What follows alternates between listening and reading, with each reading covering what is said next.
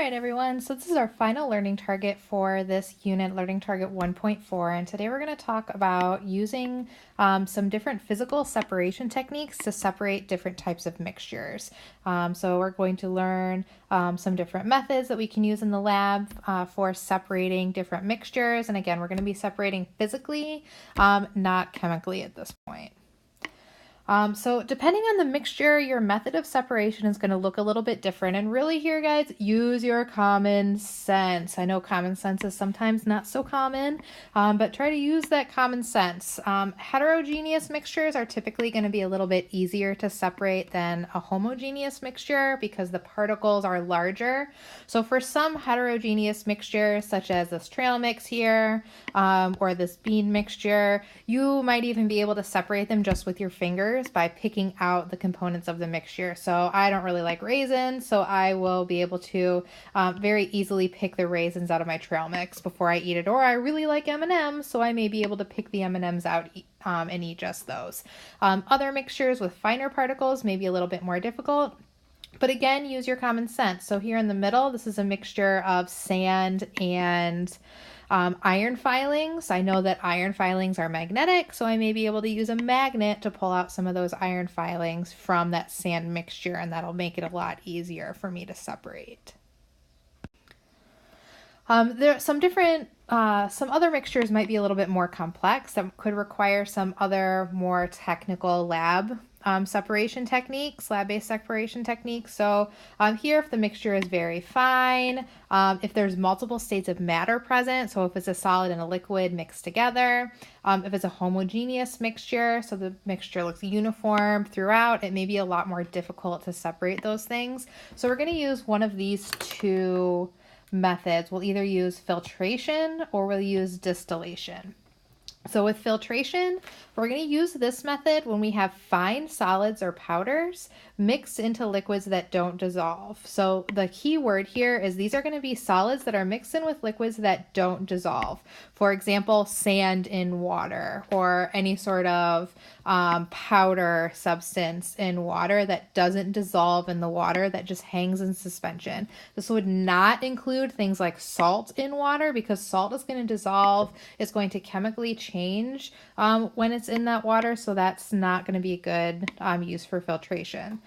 For distillation, we're going to talk more about this here in a minute, but this is going to be used when we have either solids that are dissolved, so here's where my dissolved substances are going to be separated out of liquids, or if we have two liquids that are mixed together that have different boiling points, we can use this distillation method. So for filtration, we're going to be using this setup that we can see here on the right-hand side of my slide. So here I have a funnel, and in that funnel, I have placed filter paper. So in the lab, our filter paper is circular. We're going to fold it, and I'm going to teach you guys how to fold that when we get back to the lab later this week.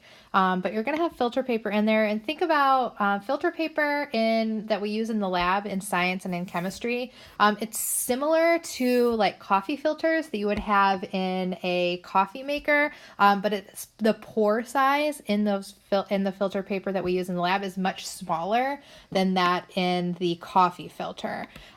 Here on the slide, I say pore size matters. So if I have my filter paper and my pore size is, let's say, this big, but my particle is only this big, that particle is going to be able to easily pass through that pore. So that filter paper is not going to be able to it's not going to work very well to filter out this particle. So I'm going to need a filter paper that has a pore size that's smaller than the particle. Then the particle will get stuck in the filter paper. So that's what we'll see. And the pore sizes that we use in the lab, they are microscopic. So you will not see holes in the paper. The paper will look totally,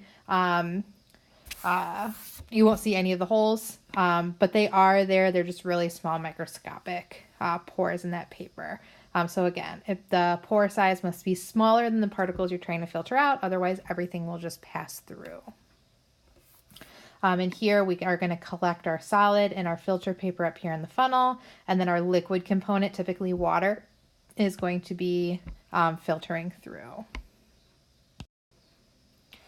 With distillation, this is going to involve heating water. So if I have a mixture of salt dissolved in water, it is not going to work just to filter that through the salt, because of the way that it dissolves into really small particles.